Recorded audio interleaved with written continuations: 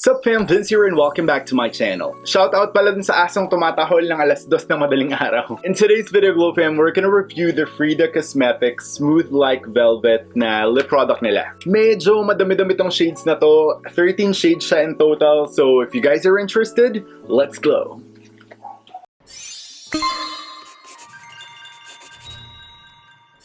First up, I want to thank Frida Cosmetics for being so generous sa pagpapadala sa akin ng lahat ng shades nitong lip product na to. Sobrang intense talaga. So, titingnan natin yung kanyang packaging. If you buy all the shades, I think you will be getting this plastic pouch. Para siyang ziplock, ganyan. And yung mismong box niya is a glossy black box. Nakalagay lang dito Frida Cosmetics, nakalagay Smooth Like Velvet, and nandito yung description niya, an oil-based lip product that dries as a cloudy semi-matte. Cloudy semi-matte.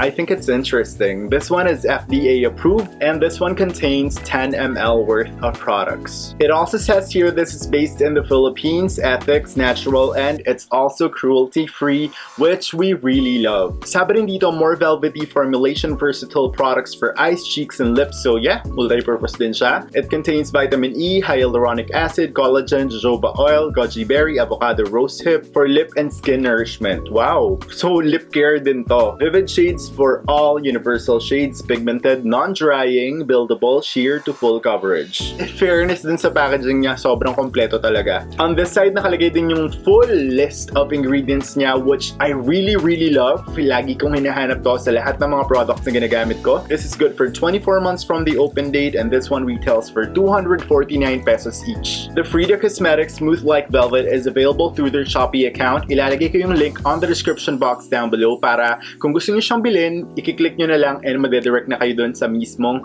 Frida Cosmetics na Shopee account. Before I even forget, on this side pala nakalagay din yung kanyang shade name. I think the packaging is really nice.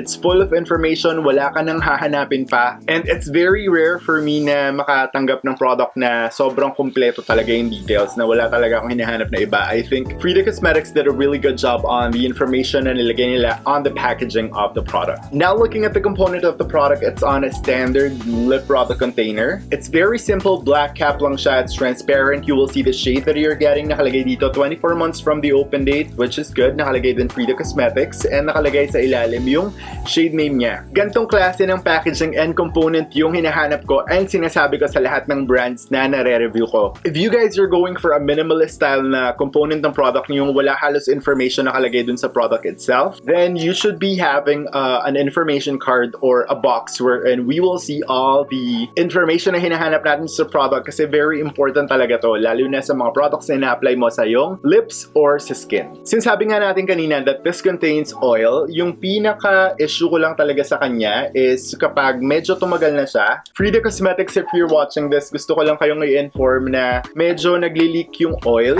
dun sa product itself, and actually yung iba dumikit na siya dun sa lalagyan ko. Ipapakita ko sa inyo. So ayan, dahil nga dumikit na siya, hindi na natatanggal yung ibang product. Like literal dumikit siya dun sa lalagyan ko ng lipstick. And yung dalaw dun, sumama na yung kanilang shade name. So hahanapin ko na lang tong shades na to. Let's open up one product. Shake well ko muna kasi nag-separate yung oil niya dun sa mismong formula. I want to show you guys the doe foot applicator. Again, I like products like these kasi doe foot applicator siya. This is how the standard doe foot applicator looks like. Maganda kasi talaga pag doe foot applicator kasi sobrang magiging precise yung application mo compared to having like a roller type applicator na medyo magiging messy. If we're gonna talk about the scent, wala naman siyang sobrang prominent scent. Medyo amoy butter siya. Wala akong naaamoy na parang matamis compared to other products na natry ko before. Wala talaga. Very neutral yung scent niya. So now, gagawin natin yung hand swatches for you guys. So medyo marami-rami to. So pipili lang tayo ng siguro 2 to 3 shades na itatry natin on our lips. These are how the first 5 shades looks like. Yung masasabi ko lang sa shade range nila, it's very inclusive. Para siyang ang lakas maka-SM, we've got it all for you. Kung mahilig kayo sa merong brown undertone, nandito lahat yon. Kung mahilig kayo sa cool tone, sa warm tone, nandito lahat yon. Lahat meron sila. Yung first 3 shades natin are brown tones. So the first shade that we have right here is the shade Magdalena. Magdalena looks like a rusty orange shade na merong brown undertone on it. I think that this shade looks very universal. It could complement every skin tone. Maputi ka man or morena ka, babagay sa itong shade na to. The next shade that we have is the shade Josefina. Catalina. Kung kayo yung type of person na nagdalaga during the 90s, well, bata pa ako nun, pero there was a time in the 90s na nagkaroon ng parang brown trend sa lipstick. Ganito yung parang neutral brown shade na nauso nun, and this one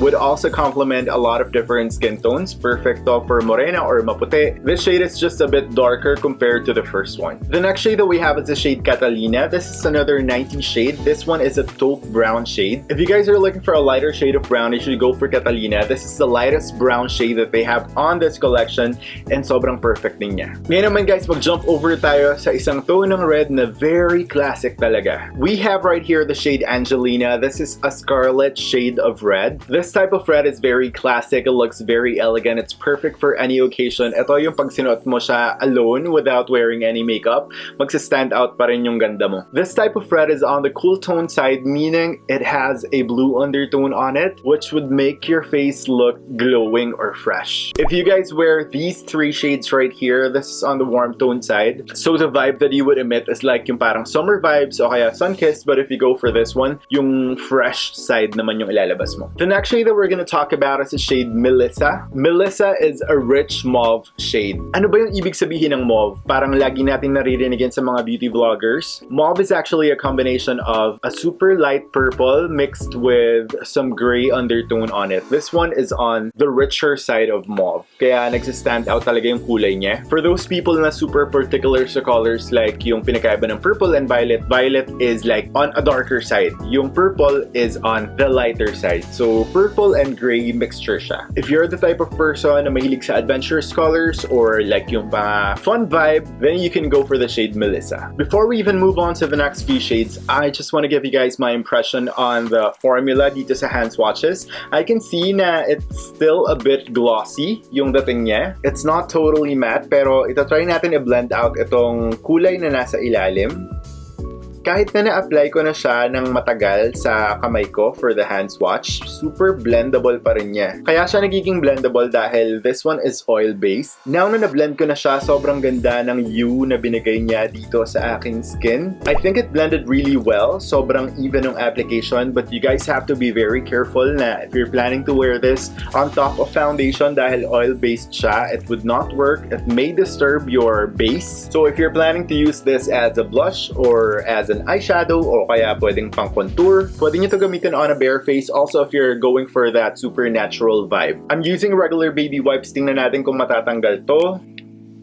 And yes, natanggal siya pero it left a bit of a stain on my hand. Hindi naman super duper obvious na stain kapag niscrub mo siya more, mawawala yung kulay niya. So if we're gonna talk about the longevity of the product, you might need to reapply within 3 to 4 hours kapag ginamit mo to. And dahil nga medyo may glow, dahil oil-based tong formula na to, this one is not gonna be transfer proof. Though I'm also expecting that this one is not drying on the lips dahil hindi siya matte at all. Moving on to the next 5 shades, we're gonna start with the shade Ida. Looking at it straight up, this is a Barbie Persian pink shade. Since sabi ko nga kanina yung Frida Cosmetics Smooth Like Velvet is actually a multi-use product, yung mga gantong shades is highly appreciated kapag sinusuot mo siya as a blush o kaya as an eyeshadow. Mas preferred ko na gamitin nyo siya sa cheeks or sa lids kasi sometimes itong shade na to is a bit mapili. Ibig sabihin na mamili siya ng skin tone kapag sinuot mo siya sa lips. Sometimes it would look a bit gray on you. It depends on your skin tone. Pero itong kulay na to, sobrang fresh na blush yan, lalo na kung medyo maputi yung complexion mo. Next one we have right here the shade Eleanor. Eleanor is a deep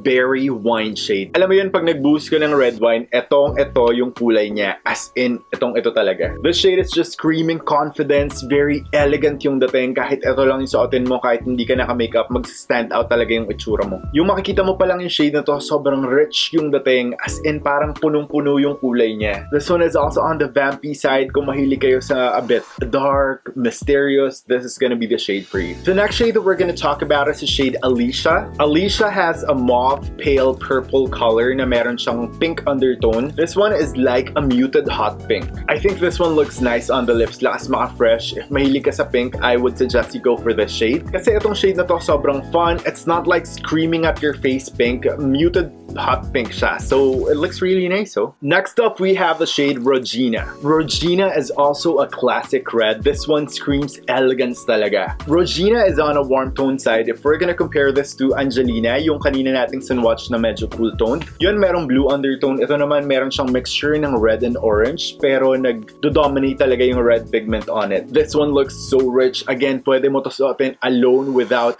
any makeup on. Magmumukhang pinaghandaan mo pa rin yung itsura mo kahit ito lang yung suot mo. The 10th shade that we're gonna talk about is the shade Maura. Maura looks like a coral pink shade. Parang kulay ng lips ng baby. Medyo bordering na siya to hot pink pero makikita mo talaga yung coral tone on it. Sobrang nice ng shade na to. Pag ginawa mo tong gradient lip, sobrang fresh ng itsura mo as in. Now we are down to the last 3 shades. So first up, we have this shade. Actually, itong dalawa, ito yung natanggalan ng sticker. So the shade could be Alicia or Marcelina. This shade is a straight up hot pink shade. Kung ikaw yung parang gusto mo talaga yung Barbie pink, legit Barbie pink talaga, yung parang Barbie na nanlalaban, then this is gonna be the shade for you. It looks very fierce, it looks poppy, it looks girly. Kung fan ka ng pink, you must have this color. The next shade that we have right here is again either Marcelina or Alicia. Isa rin to dun sa natanggalan ng shade name sa ilalim. Pero this shade is so nice. Sobrang perfect nito for blush. Ayan o, tinatry ko lang siya i-blend and sobrang ganda niya for blush. This is perfect for everyday. Para siyang merong peachy and corally vibe on it. It's not too deep, it's also not too light. Ito yung literal na para kang tisay na mapusyaw na namumula-mula ng konti. Sobrang nice nito. If you use this for blush, you would look really fresh as in. Down to our last shade, we have right here the shade Consolacion. Consolacion looks like a mixture of milk chocolate and dark chocolate. Milk chocolate kasi it's not too dark like this. And dark chocolate on the other hand doesn't look too light like this. So medyo mixture siya ng milk and dark chocolate. Nasa gitna siya nun. And this shade is also screaming confidence. Pwede mo to gamitin alone without any makeup on. Sobrang striking nung dating niya kapag suot-suot mo tong lipstick na to as in. I'm trying to remove the last 3 shades na sinwatch ko. Yung dalawang pink shades, medyo nag-leave siya ng stain sa hand ko. That is very normal, lalo na sa mga pink shades kasi sobrang intense talaga yung pigment ng mga pink shades kaya siya nag-leave ng stain. Same concept siya ng mga eyeshadow na nakikita nyo na pag naglagay kayo ng pink na makeup or pink na eyeshadow, sobrang stain talaga yung mata nyo. Ganun din for lipsticks. Right now, Clue Fam, pumipili na ako ng shades na itatry ko and I think I'm going for the shades Regina and Maura. Regina is like yung brick red shade and itong Maura medyo may pagka-pink ng konti. Titingnan natin kung ano yung babagay sa skin tone ko. I have nothing on my lips right now and we're gonna start with the shade Regina. Gagawin ko lang siyang gradient lip.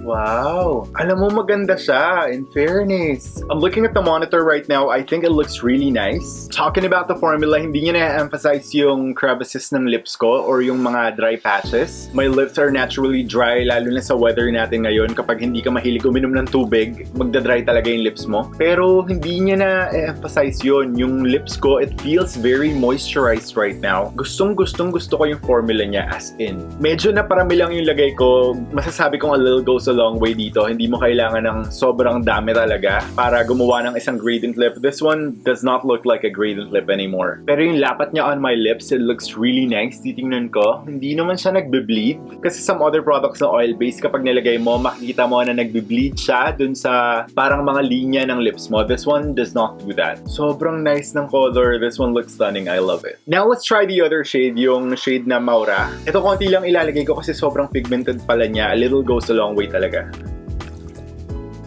You know what? This shade is very interesting. I'm using the shade Maura on my lips right now. Tinitingnan ko yung monitor, para siyang MLBB pero alam mong hindi ganito yung totoong undertone ng lip ko. Pero pinagmumukha niyang natural na ganito yung kulay ng lip ko. Kung naiintindihan niyo yung sinasabi ko, thank you so much. Pero sobrang ganda ng dating niya. Sobrang ganda ng dating niya as in. The color is not intimidating. Sobrang fresh lang talaga ng vibes na ibibigay niya. Though talking about the opacity nitong Frida Cosmetics Smooth Like Velvet, this one is not 100% opaque kapag ginamit mo siya as a gradient lip. So you have to be very careful kasi I do have dark lips and baka mag-iba yung undertone kapag suot-suot mo na yung lippy. So make sure na i-base mo yung decision mo again on the hand swatches. Now, Clue Fam, for my final thoughts about the Frida Cosmetics Smooth Like Velvet. Again, sobrang kompleto talaga ng packaging niya. I love it. Bihira ako makakita ng product na lahat ng information nandun na sa packaging niya. So kudos to Frida Cosmetics for doing that. Talking about the formula of the product, sobrang gustong-gusto ko rin. It doesn't feel heavy on the lips. It's very lightweight. I feel like I'm not wearing any lip product right now. Yung pakiramdam ko lang dahil nga oil-based siya, para ako very light na lip balm, pero it's not thick. Pag hinawakan mo yung lips mo, sobrang lambot nung dating niya. As in, parang pang baby na lips. Ganun. Kung gusto mo ng pang baby na lips, alam mo, bili mo na to. Yun lang my only comment about this. I really hope na Frida Cosmetics could work on their component kasi the component is leaking. Yung oil niya, nagli-leak out siya ng very light. And medyo tumitigas yung oil outside, which makes the component a bit sticky. Apart from that, actually, yun lang. Sana baguhin lang nila yung component ng product. Yung shade range niya is perfect.